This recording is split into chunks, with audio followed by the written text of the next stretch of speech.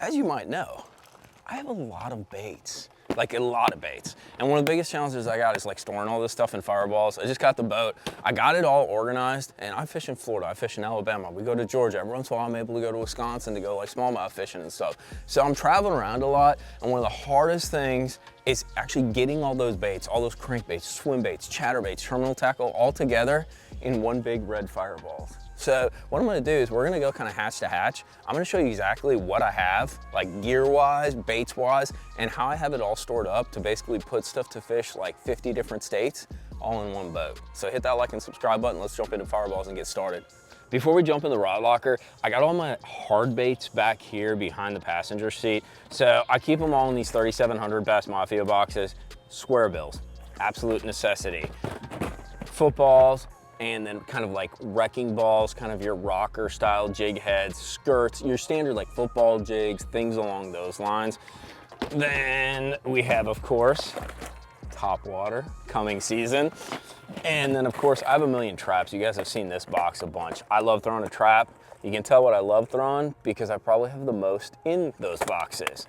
And another thing too, using these 3700s, it's really easy for me. I don't have my medium diving crankbaits in this boat right now, but I will when I go back to Alabama. So I can just swap and drop, swap and drop.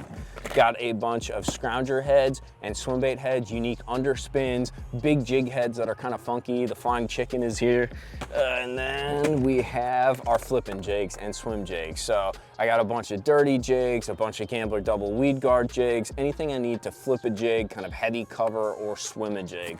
Then lastly, I have the higher end boxes for these guys. So this is all my terminal. This is shaky heads, Nico rig weights, little hooks for drop shots, little Aaron Martin drop shot hooks, all that kind of like little tiny stuff. I put it in the coffin. This is like the higher end Bass Mafia box. It keeps everything separated, keeps it watertight, keeps it dry. And then the same thing for the expensive but absolute necessity, jerk baits. So I have a mini jerkbait box. This has my little Junior 110s, my little tiny Berkeley stunners, things along those lines, as well as replacement hooks and spy baits, little things like that, and like that funky little, that Berkeley bait with the bill that goes up, you know, stuff like that. And then my standard regular size jerk baits. So I got my shot callers in here, my 110s, my standard stunners, and then I have them organized from shallow. So this is my standard shallow runners to the +1s, to the +2s, and then I have some random jerk baits right here, like the Nishini's, things along those lines. Once again, they're a higher end premium kind of product, so I keep them in the higher end box to keep the hooks protected and keep the baits protected from moisture. So we're gonna get started in the juicy juice. The middle compartment is where I have most of my stuff, and most of my stuff that I use like 95% of the time. And it looks like a mess, but I'm pretty organized. So what's cool with the Nitro is it's got this kind of like center section, two side sections, and then a little step right here. I have on the sides mainly terminal stuff. So for example, I got a bunch of these kind of like mid-sized Bass Mafia boxes, Neds and blades. So I'll keep all my like Nichols Ned heads, my Gambler Ned heads, little kind of screw-in blades, things along those lines that come in handy for a lot of that finesse fishing.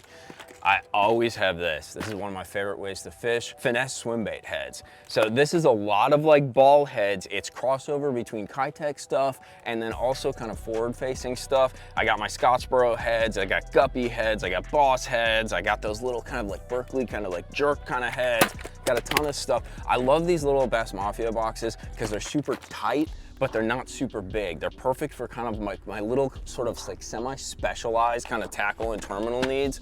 And then of course, I got a big box of hooks, mix of kind of O'Shaughnessy's, wide gaps, you know, any kind of hook you need for any kind of worm or creature bait. Then we got, let's see here, swim bait heads. So we're throwing like an Ignite swim bait. We're throwing, you know, Ryan's hollow body swim bait. We're throwing a big old, big easy, you know, on a lead head. I got all my lead heads for ledge fishing, for kind of pre-spawn fishing, 1 ounce, ½ ounce, 3/4, any kind of size, including like the brush guard heads that we use for fishing brush piles down in Florida. So the other thing we got is this guy. So these are all spoons, blade baits, and treble hooks. I keep all the Magnum spoons, the standard spoons, all those kinds of things, including my blade baits in this guy. It's a lot of metal, dude. Anything that's a big hunk of metal, I keep in here, as well as the treble hooks to change out for like crankbaits, for spoons, for anything that has a treble. This is where my spare trebles are to swap out. Right here, we have one of my favorite boxes too, especially when we get to the warmer months. This is my hair jig box. It's actually gotten a lot smaller over the years because one of the hair jigs that I throw the most is Salzman's. That guy right there. I like to call it the flying chicken. I know that's not what it's called, but one of the best hair jigs out there, dude. Freaking, so I keep all my hair jigs in this little it's a little monster bass box. Super easy, all packed up. And then back here, this is when things start to get a little interesting. Bass Mafia has all these bags. I'm gonna show you my favorite bag for chatterbaits in a second, but a lot of times you're throwing these Mondo new swim baits and you need special hooks for them. So I have a bunch of kind of unique specialized hooks, owner beast hooks, twist lock hooks, flashy swimmers, you know, things along those lines for anything from like a, 4 to 5 inch kind of big body swim bait all the way up to those like Magnum, like 6, 7, 8 inch like soft plastic swim baits. And it keeps it all separated in these little like pouches so I can keep it separated 5/0, 6/0, 3/8, half ounce. And then back here, this is one of the little micro Bass Mafia boxes. So this is some more blade baits and underspins. I fish Smith Lake a lot. I fish a lot of spotted bass when I'm up in Alabama, as well as when I go to Lanier.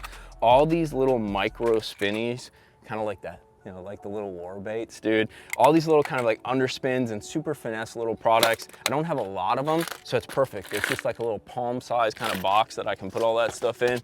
So moving towards the center, this is where I have kind of like my mainstay. I'll have kind of like my day products, and in the Nitro, it has this little kind of sliding kind of compartment drawer style thing. And you can see, I got some Sakamatas. There were just a bunch on Tackle Warehouse, so I went like super deep. I got one of the new Bass Mafia shot collars. That's the shallower one. Things that I'm gonna grab kind of like with immediacy. We've been throwing a lot of little swim baits. My buddy, Cast the little Prodigy, one of my favorite little swim baits. And then sometimes I use a lot of these Walmart boxes for my soft plastics. They're super cheap. You can get them online or get them at your local Walmart. They're great for storing all these bags and sort of like boxes of soft plastics. This is actually like my Magnum, like forward facing thing. So I got the fish arrows. I got some more Sakamatas. It's a real easy way to kind of put those in a compartment. They're cheap little plastic containers that close with those little hand grips, and then I can just put it in that sliding slot. Under that is where I have more plastics. Mostly all my plastics I kind of store in the middle, except for this new, I don't know if you guys have seen this, the new Monster Bass Vault box. It's this killer box, dude. Waterproof, and then it actually has this super cool deal in it. It's one of these guys right here. It's basically like a moisture absorber. So I actually use it for my frog box because a lot of times we'll switch colors of frogs, right? You're casting, they miss it, and you're like, man, maybe I should go with, the yellow frog, or maybe I should go with that Gambler popping frog. You want to swap it out, so you throw a wet frog back in the box. All of these containers or these segments are vented, so the air flows back and forth between them, and then you have that moisture absorber, so it keeps these things semi-dry and keeps your frogs from rusting, your frog hooks, and all that like strandy stuff, like the skirts and that, from getting all gooey and icky and all that. So soft plastics wise, I store them in 2 ways. The Walmart boxes that I showed you, and then when it comes to things that are in like clam packs and that, like Kitex, which I throw a ton of, they don't fit so well in those boxes. That's when these Bass Mafia bags come in handy. I absolutely love these bags. You're gonna see a bunch of them when we get into the rod locker on that side, but it's a perfect way to store these sort of kind of weird shaped objects. They close up. They got a little freaking Ziploc thing right there, so you can like double seal them if you want to, but it's a super easy way to kind of throw them in, store them, and I can put different swim bait sizes. I got my 2/8 in one bag, I got my 3/3 in another bag. Real easy way to store kind of like weirdly shaped objects. And then I have more plastics right there. One thing I do is I always travel in my truck with multiple different boxes like this. So you'll notice this one says drop baits, right?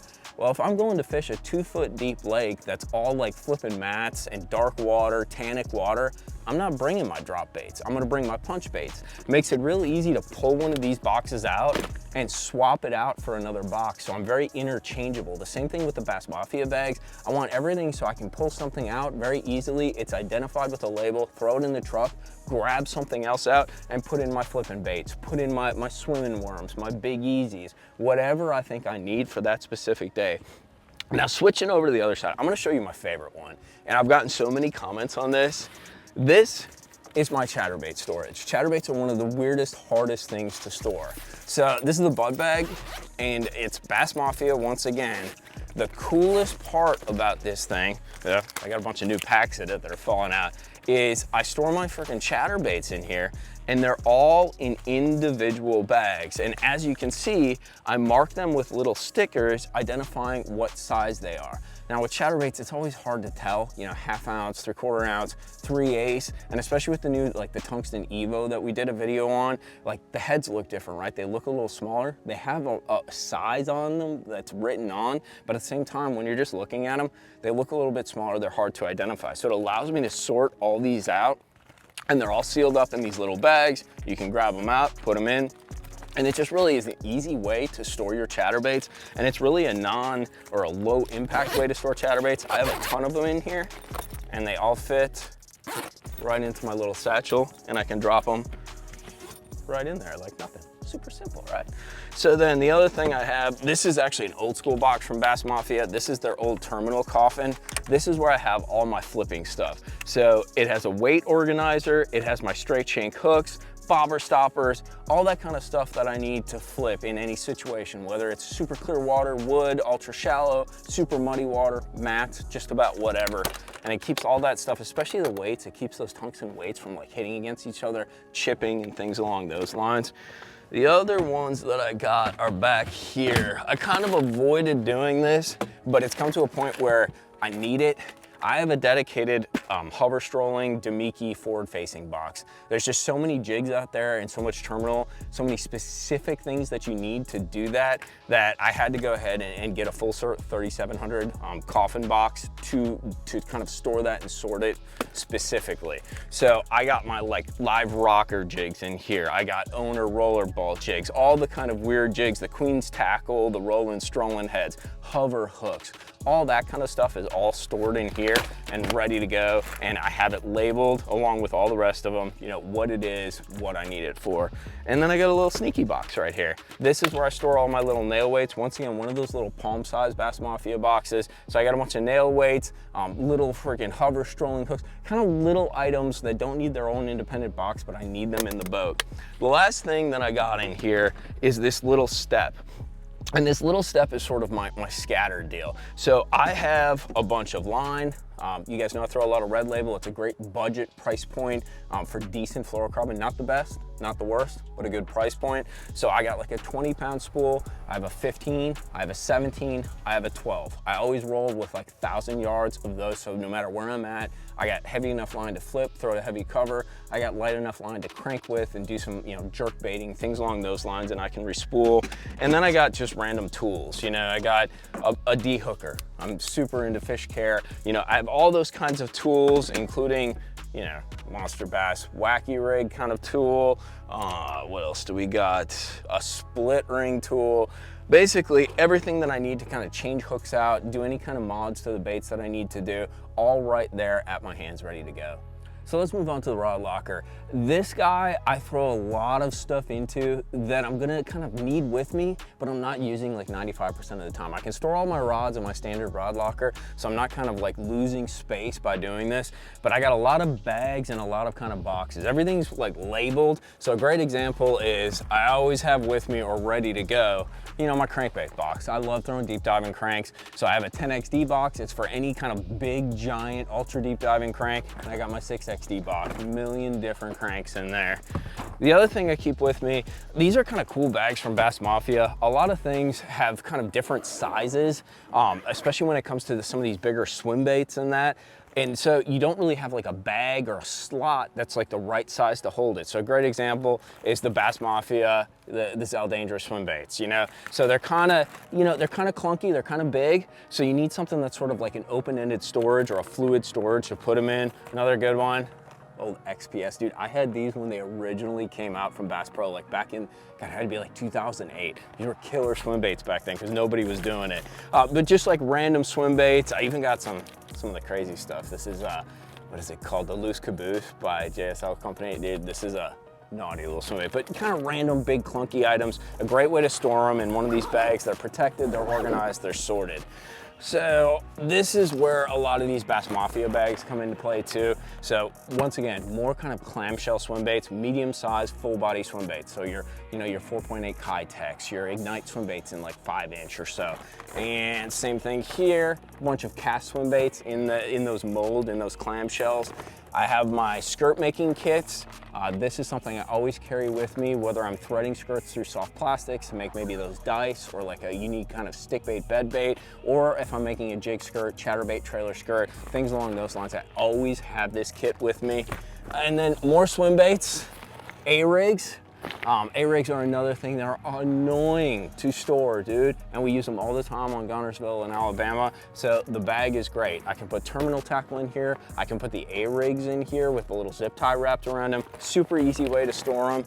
And more swim baits, and then hard swim baits. So I have my hard swim baits, whether it's the KGBs, whether it's my buddy's crazy cast freaking, I forget what this is called, the giant freaking spot killer from Lake Lanier. You guys remember me doing this video. It was pretty sick. I got my Buka shads, the old school segmented big beasts right there. Dude, I caught an 11-pounder on one of those. But basically all my kind of like big glide bait, swim bait, things along those lines. And I also have the old school blade coffin. So this is one, I don't even think they make it anymore, but Bass Mafia made way back in the day. An awesome way to store all your like spinner baits and things along those lines. I have a million spinner baits. I love throwing a spinner bait. I have them organized by size. There's 1/2 ounce, 3/8, 1 1/4, all that kind of stuff. Nickels, you know, War Eagle, all the different brands. But it's an easy way to store those spinner baits in kind of an enclosed, easy, simple way. Same thing with the buzz baits. You got a little old school Plano buzz bait box. You know, you don't need many buzz baits in my opinion. There's a few that I really like. Got them stashed in there, but I'm not always having them out. That's why they're over here. And then I'll also have some line. I always keep kind of like these Walmart bins with a couple spools of line that I really need. Usually this is gonna be more like braid and specialty sizes. So for example, I got all my cast braid in here, a little bit of Daiwa 8 strand, and then in the other one, I think I got my Power Pro and then my flipping line, you know, like my Daiwa Samurai braid and things along those lines. But it's just an easy way to store those lines, as well as mono for backing. I got some real junky mono that I buy from Walmart. And then I got my, of course, my line spooling tool. But that's what I have this belt laid out, and it basically allows me, I'd say with minimal tackle, I have enough to cover me in a variety of situations, but I'm able to kind of fluidly swap stuff out. I can also kind of rebalance the boat weight a little bit too with all these bags. If I'm looking to get a little more speed, take something out, shift it around. But it keeps me organized, and it really allows me to fish just about wherever with about everything that I need, and it keeps it dry, keeps it well stored. So that's how I kind of solved my organizational catastrophe when it came to getting a new boat and having all these lures and thinking like, I need everything with me. How am I gonna solve this problem? Hope you guys enjoyed this though. Let me know if you guys got any solutions on storage and that. I'll put a link to all the Bass Mafia stuff, the Monster Bass stuff, all that shenanigans and the way we kind of store things down in the description box for you to check out. But I'm definitely interested in your tips on storage and organization. But we'll see you next time back out on the water, hanging out in fireballs, hopefully catching some big old bass.